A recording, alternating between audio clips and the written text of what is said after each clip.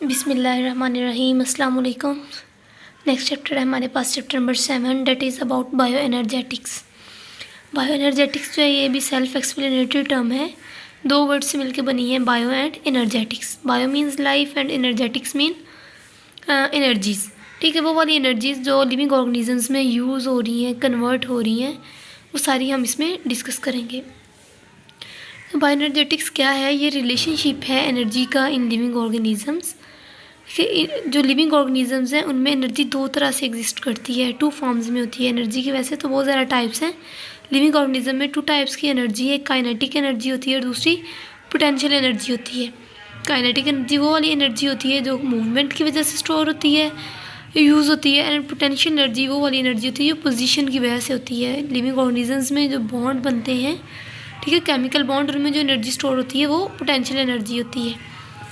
ठीक है, और जब ये बॉन्ड्स टूटते हैं तो फिर वहाँ से काइनेटिक एनर्जी रिलीज़ होती है।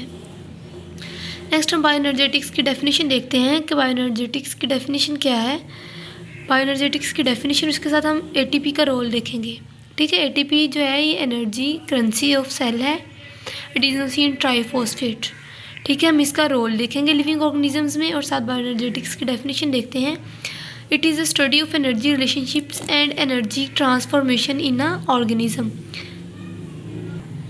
कि जो एनर्जी है उसका रिलेशनशिप क्या है लिविंग ऑर्गेनिजम्स में और वो कैसे ट्रांसफ़र हो रही है।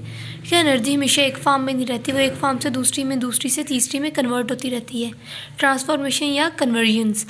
ठीक है, लिविंग ऑर्गेनिज्म जो एनर्जी है वो कैसे एक फॉर्म से दूसरी फॉर्म में कन्वर्ट हो रही है, हम बायो एनर्जेटिक्स में स्टडी करते हैं। अब जो ऑर्गेनिजम्स है वो एनर्जी लेते कहाँ से हैं? जो ऑर्गेनिजम्स हैं उनके पास जो एनर्जी आती है वो फूड से आती है।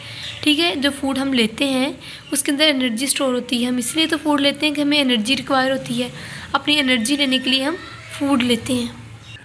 फिर जब ऑर्गेनिजम्स को एनर्जी रिक्वायर होती है तो वो फूड लेते हैं। फूड के जो बॉन्ड्स होते हैं उनकी ब्रेक डाउन होती है, जिसे हम डाइजेशन भी बोलते हैं कि फूड की ये डाइजेशन हो रही है।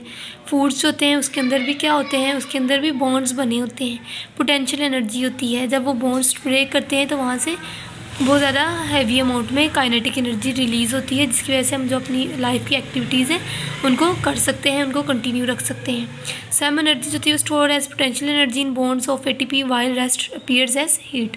ठीक है, जो कह रहे हैं जो बॉन्ड हैं एटीपी के बॉन्ड बने हुए हैं, एटीपी एडिनोसिन ट्राइफॉस्फेट, वो पोटेंशियल एनर्जी की फॉर्म में होती है। ठीक है, उसे पोटेंशियल एनर्जी की फॉर्म में स्टोर करते हैं, क्योंकि एक पोजीशन भी होगी ना तो पोटेंशियल एनर्जी वो पोजीशन की वजह से होती है, और जो रेस्ट होती है वो हीट की फॉर्म में रिलीज़ हो जाती है।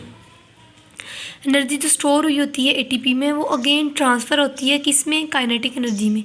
जब वो बॉन्ड्स की फॉर्म में थी वो थी पोटेंशियल एनर्जी, लेकिन जब वो बॉन्ड टूटा ट्रांसफ़र हुई एनर्जी काइनेटिक एनर्जी में, और जब वो काइनेटिक एनर्जी में ट्रांसफ़र हुई तो क्या होगा, हमारी लाइफ की जो एक्टिविटीज़ हैं वो चलेंगी।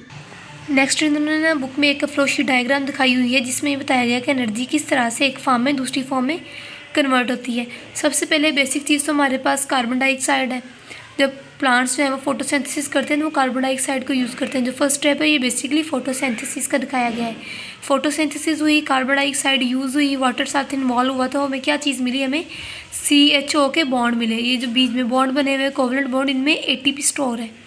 ठीक है, जब प्लांट्स ने जो है वो फोटोसिंथेसिस की तो बदले में हमें उन्होंने क्या दिया? एक तो ऑक्सीजन दी बाय प्रोडक्ट, लेकिन उसके साथ साथ उन्होंने हमें ग्लूकोज दिया। जो ग्लूकोज है वो हमारी फूड है।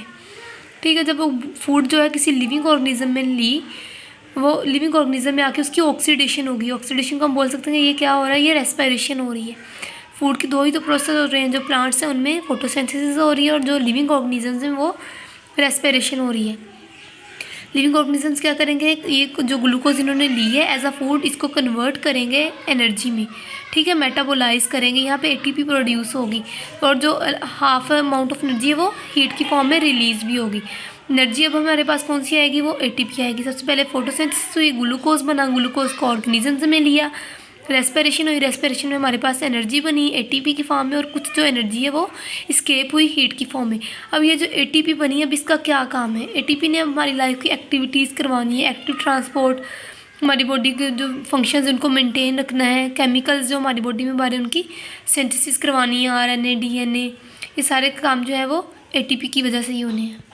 नेक्स्ट टॉपिक है हमारे पास ऑक्सीडेशन रिडक्शन रिएक्शंस। ठीक है, ऑक्सीडेशन रिडक्शन रिएक्शंस का दूसरा नाम रिडॉक्स रिएक्शंस है। ठीक है, रिडक्शन का रेड एंड ऑक्सीडेशन का ऑक्स, ये दोनों मिलके क्या बना रहे हैं, रिडॉक्स रिएक्शंस। ये हमारे पास शॉर्ट क्वेश्चन आता होता है, हमें पूछ लेते होते हैं what is difference between oxidation and reduction reactions, या फिर पूछ लेते होते हैं डिफाइन ऑक्सीडेशन एंड रिडक्शन। इसके बेसिक 3 डिफरेंस है जो हमारी बुक में मेंशन है, लेकिन इसको हम 4 डिफरेंस की बेस पे भी डिफाइन कर सकते हैं। ऑक्सीडेशन की बात करें तो इलेक्ट्रॉन का रिमूव होना, इलेक्ट्रॉन का कम होना, इसको हम बोलते हैं ये ऑक्सीडेशन होगी किसी भी एलिमेंट की। ठीक है, इसके ऑपोजिट अगर देखा जाए रिडक्शन, तो इसी के ऑपोजिट होगा, यहाँ पे होगा गेन ऑफ इलेक्ट्रॉन। अगर नंबर ऑफ इलेक्ट्रॉन इंक्रीज़ हो रहे तो हम बोलेंगे ये रिडक्शन हो रही है। सेकेंड है गेन ऑफ ऑक्सीजन ऑक्सीडेशन में। ठीक है, ऑक्सीजन का नंबर ज़्यादा होना ऑक्सीडेशन कहला रहा है, लेकिन ऑक्सीजन का नंबर जो है वो कम होना वो रिडक्शन कहला रहा है। ठीक है, थर्ड डिफरेंस जो हमारे पास वो है कि हाइड्रोजन जो है वो अगर कम हो रहे हैं, हाइड्रोजन और इलेक्ट्रॉन सेम ही चीज़ है ना, इलेक्ट्रॉन रिमूव हुआ किसी एटम से, जिसका मतलब है उसका हाइड्रोजन रिमूव हुआ है। या इस तरह से हम देख सकते हैं कि हाइड्रोजन के पास एक ही इलेक्ट्रॉन होता है। ठीक है, हाइड्रोजन वहाँ से रिमूव होगा तो इसका मतलब है वो इलेक्ट्रॉन वहाँ से रिमूव हो गया। अगर वो इलेक्ट्रॉन रिमूव हुआ उस एटम से, हम कहेंगे ये हाइड्रोजन रिमूव हो गया यहाँ से। Loss of electron and loss of hydrogen, ये सेम ही बात है। Gain of electron and gain of hydrogen, ये भी सेम ही चीज़ है।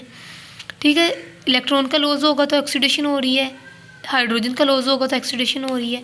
ठीक है, गेन ऑफ इलेक्ट्रॉन हो रहा होगा तो रिडक्शन हो रही है, गेन ऑफ हाइड्रोजन है तो इसका मतलब भी रिडक्शन हो रही है।